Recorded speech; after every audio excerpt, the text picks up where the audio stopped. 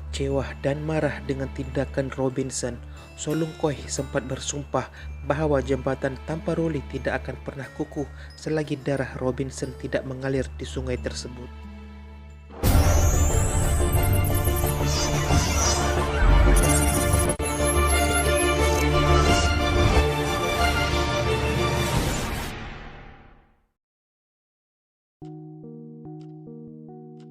Tamparuli merupakan sebuah pekan dan daerah kecil yang terletak di daerah tuaran pantai barat Sabah. Kawasan Tamparuli mempunyai sebuah pejabat daerah kecil sendiri untuk mengurus pentadbiran dan juga merupakan sebuah mukim di daerah tuaran. Kebanyakan penduduk sini berbangsa Kadazan Dusun. Di samping itu, terdapat juga masyarakat berbangsa Cina yang kebanyakannya adalah Hakka yang berniaga di sini. Tamparuli terkenal dengan daya tarikannya, iaitu mempunyai jambatan gantung terpanjang yang menjadi salah satu ikon pelancongan di Sabah. Dikatakan, pembinaan jambatan Tamparuli pertama dimulakan oleh orang Cina, di mana binaan asalnya adalah berasaskan kayu dan tali. Ia dibina dalam keadaan tergantung, merentasi sungai Tamparuli. Namun, jambatan tersebut telah musnah akibat banjir besar yang berlaku sekitar tahun 1930. Sebagai ganti, kerajaan British ketika itu telah membina sebatang jambatan baru sepanjang 200 meter. Jambatan yang dibina pada tahun 1933 itu lebih kukuh kerana ia dibina menggunakan gabungan simen dan besi. Namun demikian, jambatan Tamparuli sebenarnya menyimpan kisah yang amat tragis dan menyayat hati. Jambatan Tamparuli mula dibina pada tahun 1930. Namun demikian, kerana arus sungai yang terlalu deras, jambatan ini sering roboh. Pihak British yang menjadi pemerintah pada masa itu membina semula jambatan ini pada tahun 1933. Pembinaan jambatan ini diketuai oleh seorang pegawai British yang bernama Robinson. Pada waktu itu, terdapat seorang gadis dusun yang bernama Solungkoy di kawasan tersebut.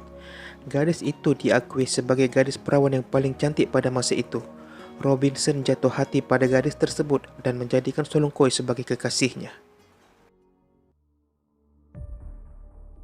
Namun demikian, sebelum kehadiran Robinson, orang suruhan Robinson juga menaruh perasaan terhadap Solungkoy. Pemuda tersebut bernama Intang. Walau bagaimanapun, cinta Intang ibarat bertepuk sebelah tangan apabila Solungkoy lebih menyukai Robinson. Semasa rancangan membina jambatan itu hendak dilaksanakan, Robinson telah dipertanggungjawab dengan projek pembinaan tersebut. Namun, dia sering berdepan masalah apabila jambatan yang sedang dibina itu selalu roboh dan rosak disebabkan banjir besar. Robinson kemudiannya bertanya kepada Intang bagaimana menjadikan jambatan tersebut kekal kukuh. Sebagai orang tempatan yang masih berpegang kepada kepercayaan lama, Intan lantas mendapatkan nasihat daripada odo-odo ataupun wanita tua.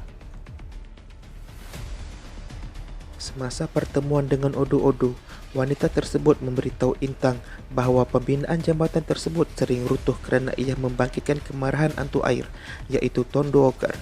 Mereka kemudian mengadakan ritual untuk dipersembahkan kepada hantu air tersebut, namun pembinaan jambatan tetap gagal.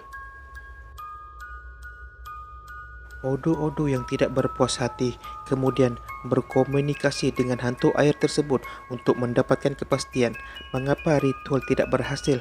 Rupa-rupanya, hantu air tersebut menginginkan korban seorang gadis perawan yang paling cantik di Tamparuli. Intang yang berdendam dengan hubungan Solungkoy dan Robinson menggunakan peluang ini untuk menghancurkan hubungan mereka. Kabar tentang korban itu segera diberitakan kepada Robinson. Intang menghasut Robinson agar menjadikan Solungkoy sebagai korban memandangkan kekasihnya itu merupakan gadis paling menawan di Tamparuli. Robinson juga berada dalam dilema, sama ada mengorbankan cinta hatinya atau memilih kerjayanya sebagai seorang pegawai British. Akhirnya, Robinson akur untuk mengorbankan kekasih hatinya. Pada suatu malam, Robinson bersama Solungkoy beserta penduduk kampung berpesta sehingga semuanya mabuk tidak sedarkan diri. Apabila tersedar, Solongkoi mendapati badannya sudah diikat dan tergantung pada tali untuk diturunkan ke bawah jambatan. Itu adalah syarat yang ditetapkan Tambuakar supaya korbannya harus ditanam hidup-hidup ke dalam cerucuk jambatan. Tangisan dan rayuan Solongkoi yang minta dilepaskan tidak dipedulikan. Pasrah dengan takdirnya, Solongkoi sempat membuat permintaan terakhir kepada Tambuakar agar bersumpah jambatan Tamparuli tidak akan kukuh dan terus roboh selagi tidak mengorbankan darah Robinson. Robinson yang kemudiannya menyesal dengan tindakan telah mengukir nama Solongkoi di atas plet besi dan melekatkannya di cercuk jambatan di mana Solongkoi ditanam. Selepas itu, Robinson dilaporkan membunuh diri dengan membiarkan dirinya dilemaskan oleh Tambuakar.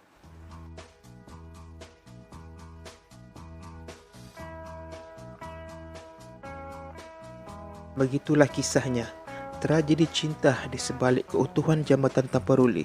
Ada yang mengatakan cerita ini hanya mitos, namun seperti yang disahkan oleh orang-orang yang pernah menyelam di Sungai Tamparuli, plet besi yang berukir nama Solongkoi masih dapat dilihat sehingga ke hari ini.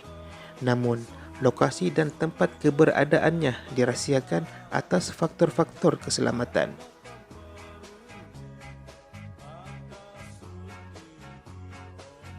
Sekian, salam hormat.